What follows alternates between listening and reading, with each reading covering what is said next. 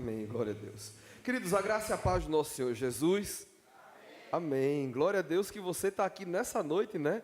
Sentindo a falta de muita gente, né? Acho que foi a carreata que tirou o povo da igreja. Estou na carreata, né? Que Deus possa levá-los e trazê-los em segurança também. E que em breve eles possam estar conosco. Nesse período de política é um pouco difícil para a gente, né?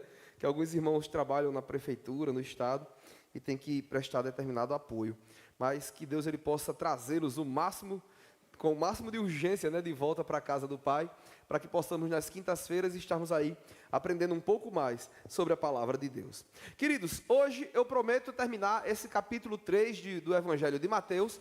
Ele vai ser bem pequenininho, porque eu vou dar continuidade dos versículos 12 ao versículo 17, que é o momento que marca o batismo de Jesus Cristo. Mas para você que não esteve aqui na semana passada, eu quero fazer aqui um breve apanhado, né, do que aconteceu nesses versículos, né, do versículo 1 até o versículo 11, para que você fique por dentro de tudo que a gente já aprendeu. Para você que está visitando a gente pela primeira vez, pela segunda vez, esse é o momento que a gente para estudar a Bíblia, versículo a versículo, né?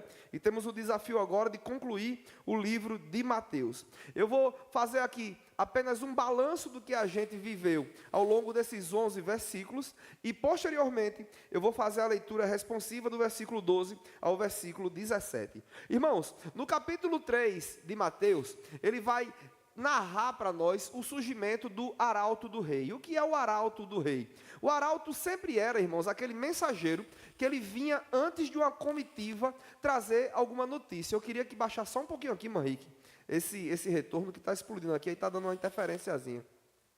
O arauto, irmãos, era um mensageiro que chegava antes de uma comitiva real. Então ele preparava o ambiente para que todo mundo não fosse pego de surpresa. E essa pessoa, ela ia lá e anunciava: o rei está chegando. E as pessoas eram condicionadas a se mobilizar para o recebimento do rei. E aí, nesse capítulo, irmãos, tem algo interessante. Porque no capítulo 2, que foi pregado por Michael, né, é o capítulo onde mostra o nascimento de Jesus. Entre o capítulo 2 e o capítulo 3, tem um intervalo aí de pelo menos 30 anos. 30 anos é o momento em que Jesus ele se apresenta para ser batizado. E no capítulo 2 é o momento em que Jesus ele nasce. Durante esses 30 anos é onde fica a maior dúvida de alguns cristãos, e eles ficam se questionando, né? O que foi que aconteceu com Jesus durante esse período de 30 anos? Talvez você já tenha se perguntado. Talvez você já tenha até ouvido alguma coisa na internet de alguns especuladores, né? Porque a Bíblia, irmãos, ela não conta o que aconteceu com Jesus do nascimento até os 30 anos. O único aparecimento de Jesus é os 12 anos, onde Jesus ele está se apresentando diante de alguns instrutores, de alguns homens da autoridade da lei. Depois disso, Jesus ele não aparece mais, a não ser com 30 anos. E o que é que a gente tem que aprender com isso? Que aonde a Bíblia não tem voz, nós não precisamos ter ouvidos. Meu irmão, se a Bíblia não falou, não adianta você se preocupar. Isso não é tão interessante diante do significado da vinda de Jesus aqui na terra. O surgimento do arauto, irmãos, vem justamente no momento onde a credibilidade da religião ela tinha diminuído. O tempo em que João Batista apareceu foi justamente num tempo muito parecido com o nosso. A justiça estava corrompida, a política estava corrompida, a religião estava corrompida e o povo perdeu a credibilidade nesses 3 maiores poderes. Para você que talvez não entenda, o povo de Israel ele não vivia democracia, não vivia imperialismo. O povo de Israel ele vivia debaixo de uma teocracia. O que é uma teocracia, irmãos? Teocracia é um governo regido pela vontade de um determinado Deus. Então, o povo de Israel naquela época, eles viviam debaixo de uma teocracia, mas até o governo religioso estava corrompido. Fariseus, saduceus, todos estavam vendidos para realizarem a sua própria vontade, ao invés da vontade de Deus. O cenário, meu irmão, era corrupção em todas as áreas. E João, ele se levanta justamente como um arauto, como alguém que luta contra essas injustiças, como alguém que luta contra essas forças do mal que foram estabelecidas dentro da religião judaica, a ponto dele questionar, né, um casamento que existia entre Herodes e a sua cunhada. Ele ali começa a questionar e fazer ali algumas acusações. Ele foi conhecido também, irmãos, como a voz que clama no deserto. João Batista, ele não precisava de igreja, ele não precisava de púlpito, ele só precisava de uma voz que pudesse ecoar. O deserto era estratégico, irmãos, porque todo o vento que batia levava a voz de João sem precisar de microfone, e a voz dele era ouvida como se estivesse falando dentro de casa. E aí nós entendemos que mesmo com toda dificuldade, João, ele não cruzou os braços, ele não transferiu a responsabilidade para outras pessoas, porque nós entendemos que quando somos arauto do Senhor, quando nós somos os mensageiros, nós não precisamos de honra, não precisamos de púlpito, igual John Wesley falou, o meu púlpito é o mundo, o lugar onde você está inserido é o lugar de você pregar, se é na sua escola, se é na sua faculdade, se é na sua casa, a sua pregação tem que ser muito mais através das suas atitudes, do que muitas vezes sobre a própria palavra. Então a gente vê João se posicionando de uma maneira diferenciada. João, irmãos, ele não fazia questão de sentar em mesas de poderosos, ele sabia que o único poder que ele poderia desejar era o poder que vinha diretamente do alto. E João, com a sua simplicidade, irmãos, ele não precisava se deleitar nos banquetes. A Bíblia vai dizer que a dieta de João era bem regrada. Ele comia gafanhoto e mel silvestre. João, ele não queria, irmãos, comer hambúrguer, não queria comer pizza, não queria comer grandes banquetes, porque ele sabia de onde vinha todo esse recurso. Ele entrou no modo dependência de Deus. Obrigado, Berenice. Entrou no modo dependência de Deus e entendeu, irmãos, que ele não precisava ser bajulado por ninguém. E aqui fica uma coisa para a gente pensar. Já reparou que muitos dos nossos irmãos, pelo simples fato de não ser bajulado, muitas vezes troca de igreja, muitas vezes não consegue se enturmar, muitas vezes não consegue pertencer à família espiritual, porque pessoas estão acostumadas a ser bajuladas. E João nos deixa uma marca muito interessante, irmãos, que não é o lugar que faz o homem, é o homem que faz o lugar. É a presença dele, irmãos, que tem que demonstrar as características de Jesus, e não um paletó, e não uma saia arrastando nos pés, e não coisas que simbolizam a santidade, sem que você seja santo ou humilde de verdade. Quando Deus, ele alcança o coração do homem, irmãos, ele não conforta. Então, quem estiver na igreja buscando apenas conforto, eu sinto muito, em algum momento da sua vida, Deus vai lhe confrontar. E nós caminhamos aí para os versículos 12 e os versículos 17. Vou pedir que Michael coloque aí na versão NVI, que é para a gente fazer a leitura desses versículos. E eu vou ler o versículo par e os irmãos leem os versículos ímpares. Vamos fazer a leitura, todo mundo juntos agora, tá bom? Versículo 12, a palavra de Deus vai dizer assim: e ele traz a pá na mão, e limpará a sua eira, e ajuntará o trigo no celeiro, mas queimará a palha como fogo que nunca se apaga. Versículo 13.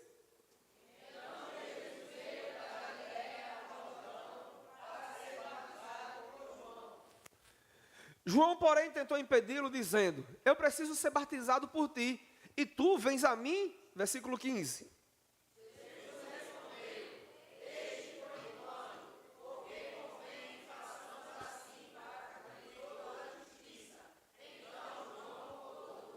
Versículo 16 diz: assim que Jesus foi batizado, saiu da água, e naquele momento os céus se abriram, e ele viu o Espírito Santo de Deus descendo como pomba e pousando sobre ele. O 17.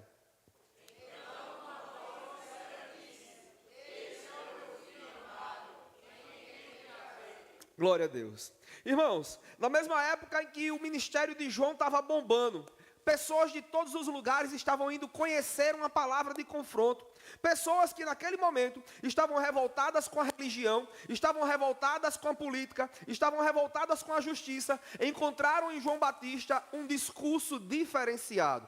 Um discurso onde não precisava bajular ninguém, ele apenas confrontava diante do que a Bíblia ou do que a palavra de Deus o direcionava. O extraordinário, irmãos, é que quanto mais João Batista ele pregava, mais pessoas chegavam para ele. E foi nesse cenário que Jesus Cristo ele se apresenta para ser batizado. No versículo 13, nós vamos ver que Jesus ele chega até a Galileia, no lugar onde João estava batizando no Jordão, e ele se apresenta para participar desse momento tão sublime que é o batismo. E é nesse mesmo texto que todos os evangelistas, os 4 evangelistas, Mateus, Marcos, Lucas e João, eles são ali, eles concordam entre si que esse momento aconteceu e cada um relata de acordo com a sua visão. Enquanto no Mateus ele vai dizer que Jesus apenas foi ser batizado, Lucas ele traz uma característica interessante. Ele diz que foi na idade de 30 anos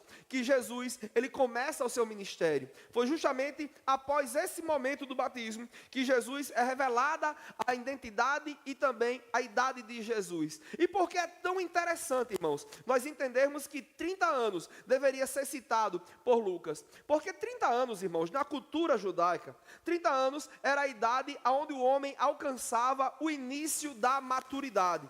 Era a idade, irmãos, onde eles poderiam exercer funções tanto administrativas como funções religiosas. Lá em Números, Deus ele vai dar uma indicação a Moisés, lá em Números capítulo 4, versículo 3, dizendo que todo sacerdote e todo levita, ele tinha que ter pelo menos 30 anos para iniciar o seu ministério, e no máximo 50. Então Jesus ele estava ali, irmãos, cumprindo a palavra de Deus. Quando nós olhamos para os evangelhos sendo cumpridos, nós olhamos para a Bíblia do Antigo Testamento, nós começamos a enxergar que o Antigo Testamento, apesar de ser regido por diversas leis, todos eles apontavam para uma única pessoa, que era Jesus Cristo de Nazaré. Jesus ele não se apresenta aos 30 anos porque ele simplesmente decidiu, não, irmãos. Era necessário que ele cumprisse cada etapa. E sabe o que é que Jesus nos ensina com essa mensagem de aos 30 anos se apresentar? É que Jesus ele nunca ultrapassou os processos. Jesus ele nunca atropelou as fases. E aqui fica uma coisa interessante. Atualmente, na nossa época, né, nós vemos que as pessoas elas não têm mais a paciência de esperar cada momento para que cada coisa aconteça. Tem pessoas, irmãos, que não passam mais, e eu sou dessa época, em que quando a gente começava a gostar de uma menina, nós escrevíamos um bilhetinho e enviávamos por alguém. Era o antigo correio do amor.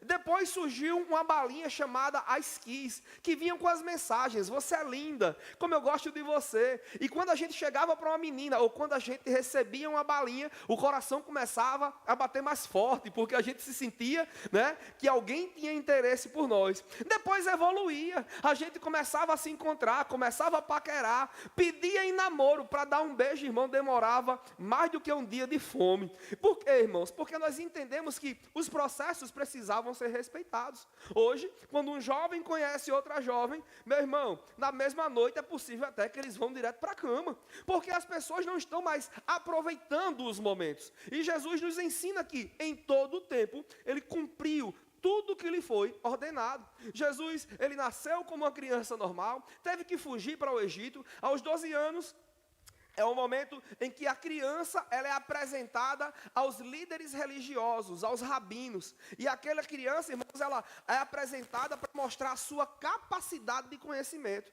E aí você vai lembrar de uma passagem onde Jesus viaja para Jerusalém com os seus pais, e quando os pais eles voltam depois de 3 dias, sentem falta do menino. Quando volta, Jesus está ao pé dos mestres, falando, relatando coisas. Ou seja, na cultura judaica, esse momento em que a criança ela é questionada, que ela é inquirida, chama-se Bat Mitzvah, que é o momento onde o Talmidim, ele passa pela análise de outros rabinos, e ele a partir daquele momento começa a ser discipulado de maneira intencional. Enquanto alguns de nós queremos desrespeitar o tempo dos processos, Jesus mostra que as bênçãos são precedidas de momentos de obediência. Então, saia daqui com isso na memória, irmãos. Todas as vezes que obedecemos os processos, Deus, ele nos honra com as promessas vindouras da sua parte. Todas as vezes que desobedecemos, é como eu preguei domingo, é como se nós estivéssemos pegando o atalho, e toda vez que a gente pega um atalho, nós atrasamos a chegada da promessa de Deus em nossas vidas. Eclesiastes capítulo 3, versículo 1 vai dizer que para tudo há uma ocasião certa e há um tempo certo para cada propósito debaixo do céu. E aí não se preocupe, meu irmão, se existe promessa de Deus, ela vai chegar. Não chega na sua hora, não chega no seu tempo, não chega no dia que você quer, chega no momento em que Deus vê que você está preparado para receber aquela incumbência ou aquela bênção que Deus ele tem para você. As multidões estavam fluindo no deserto para conhecer João Batista. E naquele momento, Jesus ele se apresenta para também participar daquele momento tão simbólico como o batismo. O batismo, irmãos, ele é o símbolo do arrependimento. Por isso eu quero lhe dizer, amado irmão, amada irmã, irmãos que estão assistindo a gente pela internet, se você se batiza hoje, isso não significa que você se tornou um santo, um anjo, um arcanjo, um querubim. Você apenas confessou publicamente que você está arrependido dos seus pecados. Mas todo aquele que está arrependido dos seus pecados, ele produz fruto de arrependimento. O que são frutos de arrependimento, pastor? Efésios, Paulo vai dizer e vai mostrar para a gente que aquele que mentia, ele não mente mais, aquele que roubava, ele não rouba mais, aquele que fazia coisas erradas, ele deixa de fazer, porque simplesmente ele se arrependeu do que fazia e começa a viver uma nova vida. Paulo vai nos dizer que se estamos em Cristo, nova criatura nós somos, as coisas velhas ficaram para trás e tudo se fez novo. Meu irmão, não tem condição de você ter um encontro com Jesus e permanecer do mesmo jeito. Todas as vezes que um homem ou uma mulher verdadeiramente tem um encontro com Deus, eles mudam a sua maneira de viver em todas as áreas da sua vida. O batismo de João, irmãos, não era um batismo para santificação, não. Era um batismo para preparação.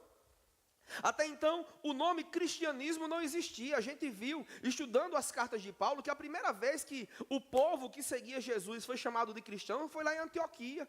Então, para eles não existia. Depois do ministério de Jesus, os seus seguidores chamavam-se os seguidores do caminho.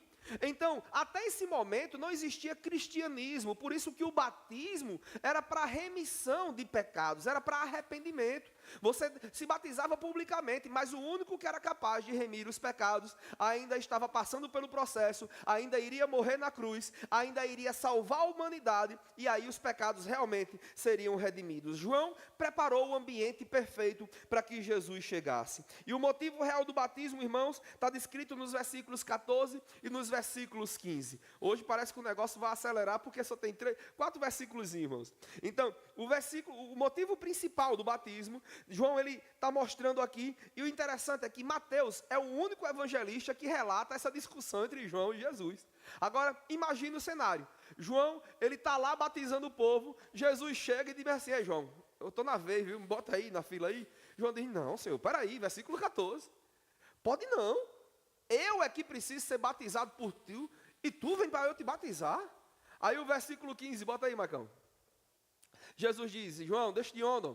Por enquanto, convém que façamos assim, para que se cumpra toda a justiça. E então, João, ele concorda, com a visão de Jesus, e ele entendeu que Jesus ali, irmãos, não estava querendo se mostrar, Jesus estava querendo cumprir com as Escrituras. Ele sabia que Jesus, ele não tinha pecado para ser perdoado. Mas, irmãos, Jesus, ele nunca nos ensinou, filhos, através apenas da verbalização. Jesus, ele nunca disse assim, vá orar. Jesus nunca disse, vá jejuar. Jesus nunca disse, vá expulsar um demônio. Pelo contrário, ele fez na prática. Então, essa questão do batismo era algo que ele falaria lá em Mateus capítulo 24, lá em Mateus capítulo 28, ele avisava para a gente que nós precisávamos sermos discipulados, sermos ensinados e sermos batizados em nome do Pai, do Filho e do Espírito Santo. E isso se revela através justamente desse momento. Todas as vezes, irmãos, que nós estamos ali no batismo, você confessa publicamente que é um pecador, que você merece e carece do perdão de Jesus Cristo, e a partir daquele momento você se compromete. Quem já se batizou conosco sabe das perguntas que são feitas. A gente pergunta: você reconhece o seu Senhor como seu eterno Salvador até o dia que Jesus... sim, pastor. Você se arrepende dos seus pecados? Sim, pastor. Você promete ser fiel à Bíblia, promete ser fiel ao Senhor? A gente faz diversas perguntas e a pessoa faz uma confissão pública, irmãos. Sim, sim, sim e sim. Mas só que algumas pessoas, irmãos, parece que depois que sai da piscina, esqueceu. Eu acho lindo quando Lutero, ele diz que ele pensava que o velho homem, ele tinha morrido nas águas do batismo, mas aí ele abre um parênteses e diz, mas o miserável sabia nadar. Ou seja, irmãos, o simples fato de você ser batizado não lhe torna melhor do que ninguém, não. O simples fato de você descer as águas não lhe torna mais santo do que ninguém. O que você ali confessa diante das pessoas, na verdade você coloca um alvo nas suas costas. Porque todo mundo olha para você agora e diz, oxe, não se batizou-se um dia desse, né? E não é batizado, e não desceu nas águas, e que não sei o quê.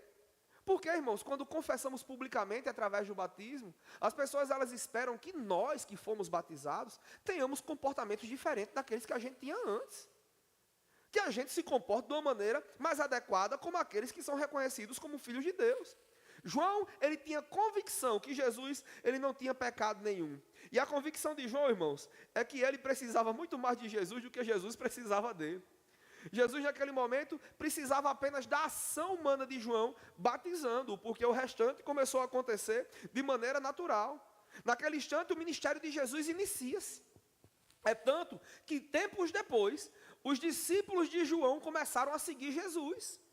E chegaram para João e disseram: ei, João, a palavra do homem também é pesada, viu? É diferente da tua. E aí, o que é que a gente faz? Aí João disse: meu irmão, o meu ministério acaba aqui. O dele continua daqui para frente.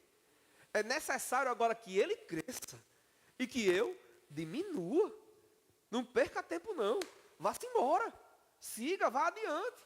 Então, às vezes, irmãos, nós queremos medir graus de santidade, de sabedoria e de conhecimento, quando na verdade a gente deveria, irmãos, sempre pavimentar o caminho para outros que virão depois de nós.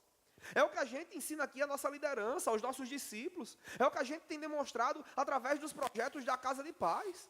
Sempre que alguém é capacitado, irmãos, e tem vontade, começa a frutificar em outros ambientes.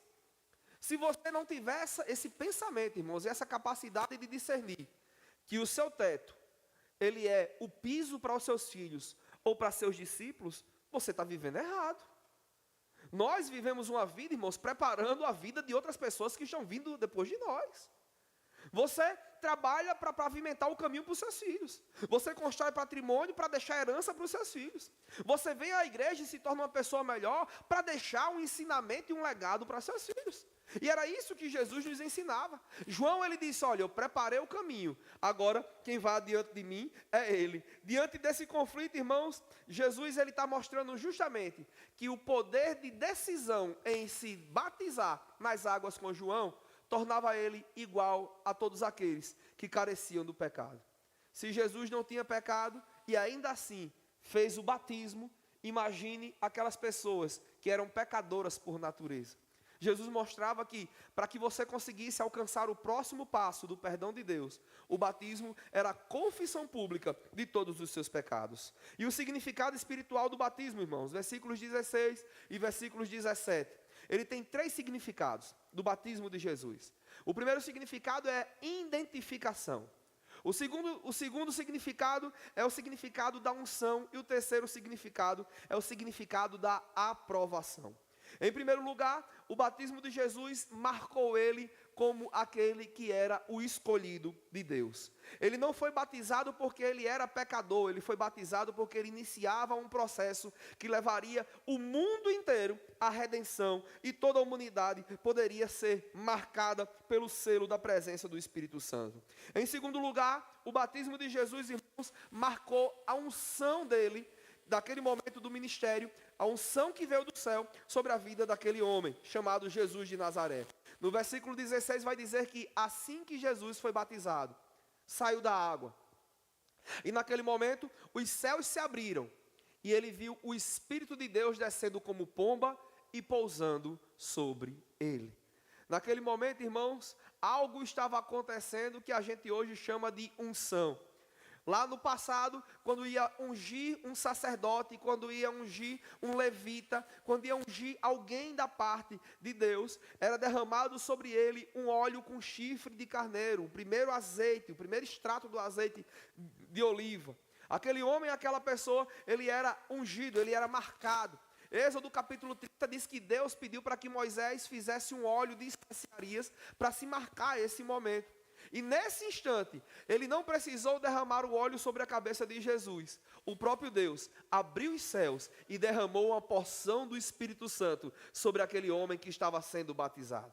E aí, o céu se abriu, irmãos, e todas as pessoas começaram a testemunhar o agir de Deus. O Espírito Santo, em formato de pomba, ele desce sobre a cabeça de Jesus e pousa sobre ele. Essa aí é a marca da unção. O batismo de Jesus marcava a aprovação, a unção que Deus dava sobre aquele homem naquele instante. Os céus se abriram, o Espírito Santo desceu e Deus Pai do céu se revela para todo mundo ouvir naquele instante, quando no versículo 17 ele diz: então uma voz dos céus disse: esse é o meu filho amado, Jesus é identificado pelo próprio Deus como aquele que veio diretamente da fonte eterna para a terra, como remissão dos pecados da humanidade.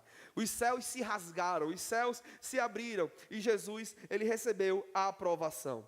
Em Lucas capítulo 3, versículo 21, vai dizer que enquanto Jesus orava naquele momento do batismo, o céu se abre e toda essa manifestação ela também acontece sobre a vida de Jesus. Mas tem algo interessante.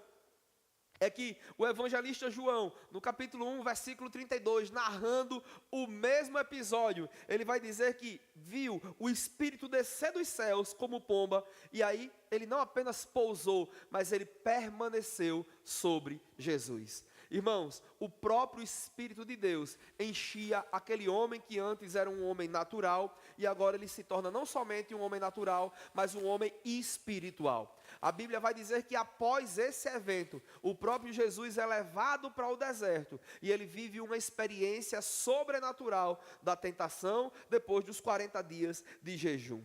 E aí, todos os evangelistas, irmãos, de Mateus a João, tiveram a sensibilidade de marcar esse momento tão sublime. Em terceiro lugar, para a gente finalizar, o batismo de Jesus marcava a aprovação do Pai sobre a vida do seu Filho. E aí, irmãos, a gente encerra esse contexto de uma maneira muito tremenda. No início da humanidade, quando Deus cria o homem, quando Deus cria a mulher, quando Deus cria toda a criação, a Trindade estava junta. E naquele momento em que o homem e a mulher começam a habitar no jardim, eles pecam. Eles perdem a capacidade e o poder de continuarem diante da presença de Deus. A expressão que eles caíram, irmãos, justamente, eles caíram da graça, eles caíram da presença. Eles não eram mais dignos de estarem ali. E o que é que acontece? Se a Trindade criou o homem, criou a mulher e colocou eles no jardim, agora a Trindade estava restaurando o relacionamento entre Deus e o homem novamente. Esse momento foi um momento marcante, irmãos, o momento da restauração, o momento da restauração da aliança. O Evangelho de Mateus foi a primeira vez que Deus falou depois de 400 anos de silêncio. A última vez que ele falou foi com o profeta Malaquias, no capítulo 4 de Malaquias. 400 anos se passaram, por isso que a sua Bíblia, no meio dela, entre o Novo Testamento e o Velho Testamento, tem uma página em branco. Nós que estudamos a palavra, na teologia, nós aprendemos que aquilo ali é o período do silêncio. O momento em que Deus ele não falou com a humanidade de jeito nenhum, nem por homens, nem por animais, nem por nada. Deus se calou e deixou a humanidade viver ao seu bel prazer. E foi justamente nesse momento em que Deus ele não usou mais homens. Ele simplesmente manifestou a sua vontade. Olha que coisa linda, Henrique. Lá no passado, ele falou com Moisés, falou com Abraão. Depois, ele falou por meio dos profetas. E quando ele quis novamente ter intimidade com o homem, ele novamente faz a sua voz ressoar sobre a humanidade. Deus, ele fala novamente e coloca o seu próprio Espírito sobre Jesus. E Jesus se torna a voz viva do Deus vivo aqui na terra. Então, queridos, nós finalizamos esse capítulo 3, olhando para Mateus, no capítulo 3, vendo um João brabo, cheio de autoridade, cheio de ousadia, com palavras duras que doíam o coração. E no final desse capítulo 3, nós vemos a suavidade de Deus pairando sobre a humanidade como uma pomba, de modo suave, e trazendo a redenção à humanidade de uma maneira tão calma, bela e natural. Que você possa aproveitar os próximos capítulos de Mateus, capítulo 4, na semana que vem, e você vai se deleitar também nessa palavra. Fique de pé, para que a gente possa... Tem alguma coisa aí, Magão? Irmãos, sábado nós teremos aí uma campanha de doação de sangue, promovido pelo projeto Compaixão. Então, se você é maior de 18 anos, está bom de saúde, por favor, venha para cá a partir das 8 horas da manhã, né, Cláudio? 8 horas a gente está saindo aqui? Pronto. 8 horas da manhã. Se você não pode vir às 8, pode vir às 10, avisa ao irmão Cláudio que a gente viabiliza uma maneira de você ir, porque lá só atende até às 11, no sábado, né, Cláudio? E eu queria muito, que você, maior de idade, com a sua saúde em dia, pudesse estar lá junto conosco, doando. Eu vou pedir para eles tirar pelo menos uns 3 litros, irmão, para ver se eu fico mais magro, uns 3 quilos, né? Para ver se ajuda. Se alguém tiver alguma dificuldade, vai ter que trabalhar, é só que eu entrar em contato comigo, que eu pego no trabalho e levo para você. Olha aí, coisa boa. E ainda ganha um atestado, né? Que não precisa voltar para ainda ganha um atestado. Então que você possa estar conosco, irmãos. Tem irmãos precisando dessa doação agora. A Rafinha está precisando também, né? Tem a avó do pastor Túlio, lá da Redimir, mandaram para a gente hoje esse comunicado.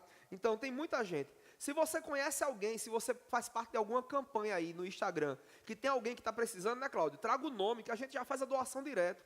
Já ajuda essa pessoa também. O nosso intuito é promover. E de 3 em 3 meses a gente vai estar fazendo isso aí, que é o tempo que recupera o sangue do povo, né? 3 em 3 meses, 2 em 2 meses, não é isso?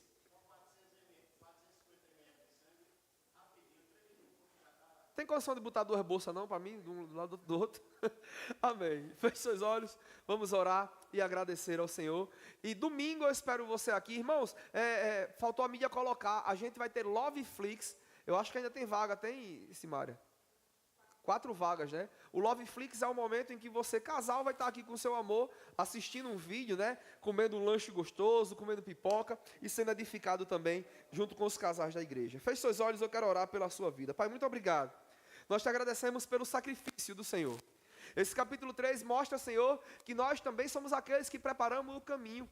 Estamos pavimentando, Pai, todas as vezes que nós chegamos como verdadeiros cristãos, como crentes, como filhos de Deus Pai, pavimentando o caminho para aqueles que receberão a mensagem e a palavra do Senhor. Por favor, Senhor, não permita que nós sejamos menos que isso. Queremos, em todo tempo, estarmos prontos para atrair mais pessoas à Tua presença. E que privilégio, Senhor. Como nós gostaríamos de estar naquele dia, vendo o Cordeiro de Deus que tira o pecado do mundo, sendo apresentado à humanidade, e a Tua voz, Pai, falando para aquela comunidade, dizendo, esse é meu Filho amado, em quem eu tenho prazer. Muito obrigado porque o Senhor mandou a sua preciosidade, o seu único Filho. Somos gratos pelo sacrifício dele. Somos gratos porque hoje estamos aqui por causa dele. E através desse sacrifício, o Senhor pôde nos conectar, reconectar com o Senhor. Nós agradecemos ao Senhor. Nos leve para casa em segurança, nos dê uma noite de sono tranquila, que possamos descansar, repousar e que possamos estar aqui para todas as outras atividades que virão posteriormente. Em nome do Pai, do Filho e do Espírito Santo, nós te agradecemos. Muito obrigado. Em nome de Jesus. Amém. Levanta a sua mão. Que o amor de Deus Pai, que a graça do nosso Senhor Jesus Cristo, as doces, as infinitas consolações do Espírito Santo, sejam na tua vida, na tua casa, na tua saúde, na tua família, e que essa bênção alcance até os animaizinhos da tua casa. Vá em paz e glória a Deus. Deus te abençoe.